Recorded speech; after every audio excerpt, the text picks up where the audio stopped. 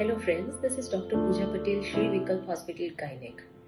લેટલી ઘણા સમયથી આપણે જોઈ રહ્યા છીએ મિત્રો કે સુરત શહેર જે છે તે રસ્તાઓ પર ટ્રાફિક સિગ્નલ પર ઊભું રહેતું દેખાય છે.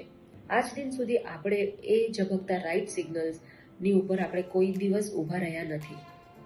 જસ્ટ ફર્સ્ટ અને સેકન્ડ સ્ટેન્ડર્ડની બુક્સમાં જે red signal is stop and green is go and yellow is wait એટલું ભણી અને આપણે બુક્સને બંધ કરી દીધેલી હતી. પણ આપણા commissioner of police mister Anupamsingh ગેહલોતના સુરતમાં આવતાની સાથે જ આપણે આ ટ્રાફિકના નિયમોનું પાલન એ પણ બહુ ડિસિપ્લિનથી કરી રહ્યા છીએ. જો સુરત 80 લાખની વસ્તીની અંદર ભારતનું ફર્સ્ટ ક્લીનેસ્ટ સિટી બની શકે તો તમને શું લાગે છે આપણે ઓવરનાઇટ જે 15 જ દિવસની અંદર જે આપણે ટ્રાફિકના નિયમનું પાલન કરતા થયા તો શું આપણે સુરતને ટોપ પર ના લાવી શકીએ? શું કરવું રહ્યું? જસ્ટ ટ્રાફિકના નિયમોનું પાલન કરીએ, અવેર રહીએ અને નેગેટિવ સોશિયલ મીડિયા પર માર્કેટિંગ ના કરીએ.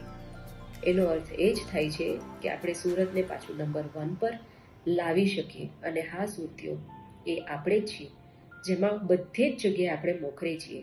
જમણમાં બી સુરત આગળ, ચોખ્ખાઈમાં પણ સુરત આગળ અને હવે તો ટ્રાફિકના નિયમોમાં પણ સુરત આગળ જ રહેશે.